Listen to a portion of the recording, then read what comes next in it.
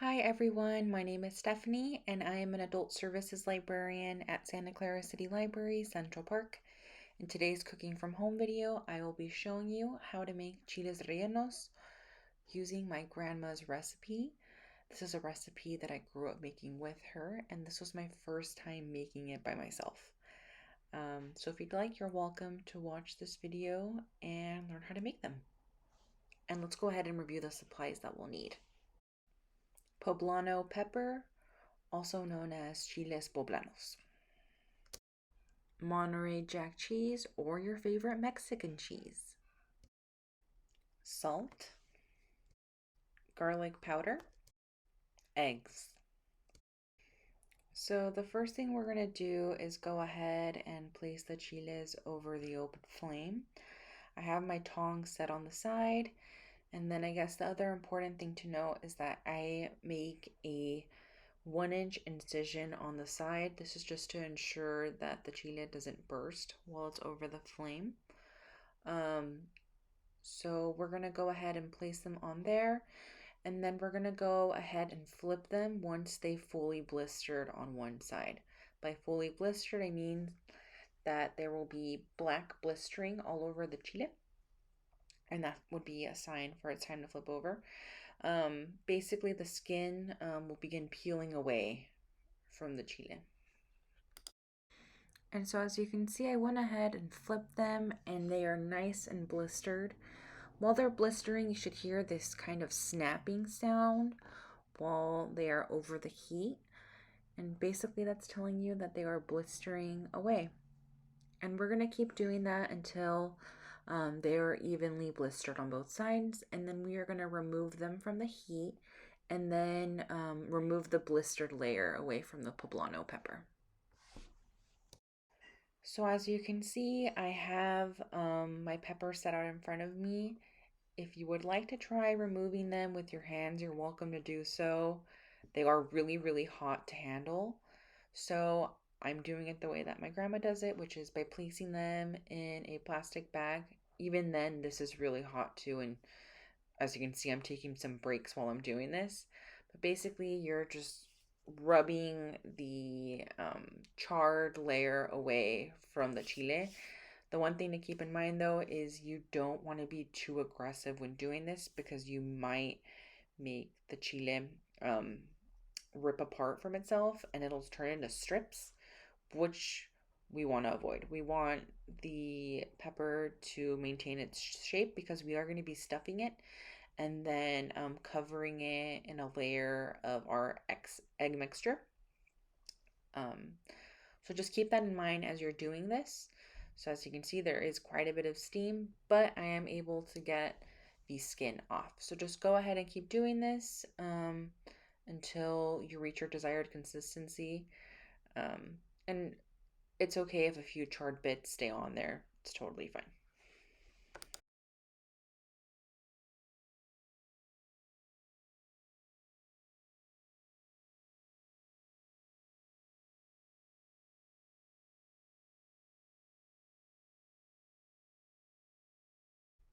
Okay, so as you can see now, my poblano pepper is ready, and I'm gonna go ahead and repeat this process with my other chiles, and then we're gonna go ahead and move on to the next step.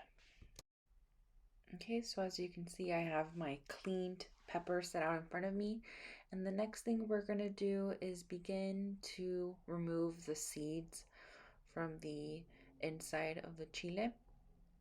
Just because we are going to be filling this later on, and this is part of my grandma's general process to ensure that there aren't a bunch of seeds in your mouth while you're eating this.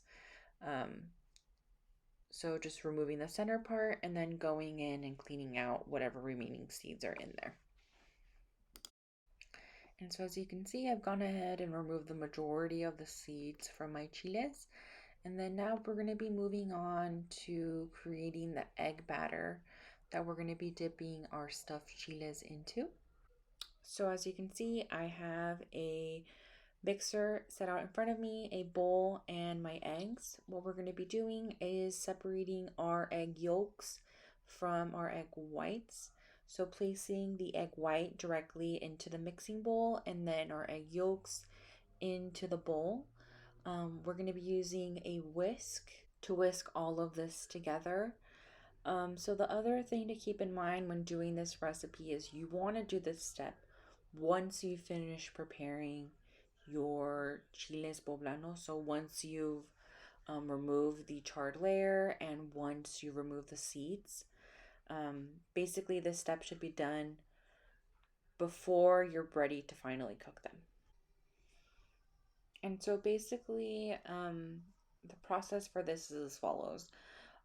We are putting our egg whites into the mixing bowl, and then what I do is I set my mixer on the highest setting, and then to ensure that enough air gets into the eggs, and then I whisk everything together until my mixture forms stiff peaks, and it takes on a kind of shiny hue.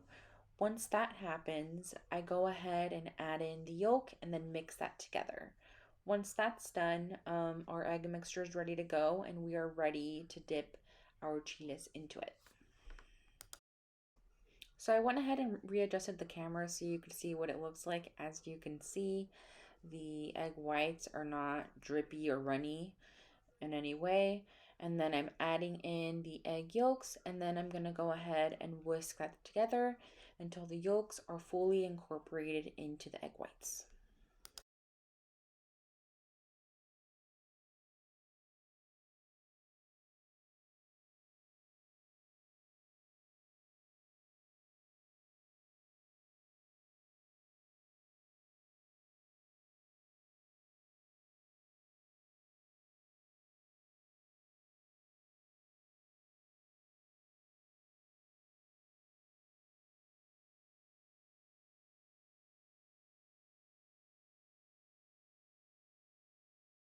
So as you can see, I have my chile set out in front of me, and I also went ahead and pre-cut some Monterey Jack cheese, which I'm going to go ahead and place into the chile.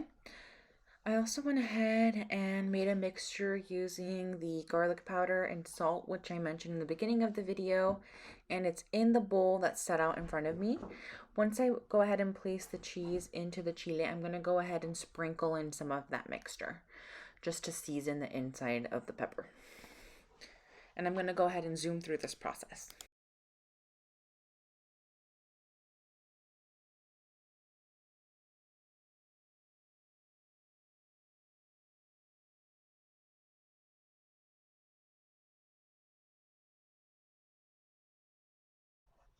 So as you can see, I have an oiled pan set out in front of me. I also have my stuffed chiles as well as my egg mixture. I am now going to dip the chile into the egg mixture, and then I am going to place it into the oiled pan like so, and then I'm going to go ahead and repeat that process. Basically, I left the chile in the pan until the side that was facing down was golden brown, and then I went ahead and flipped it.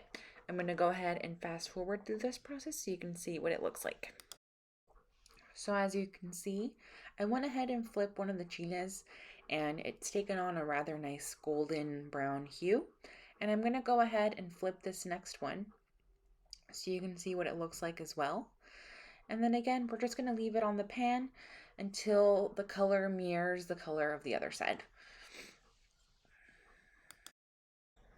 So as you can see, this is what the completed dish looks like.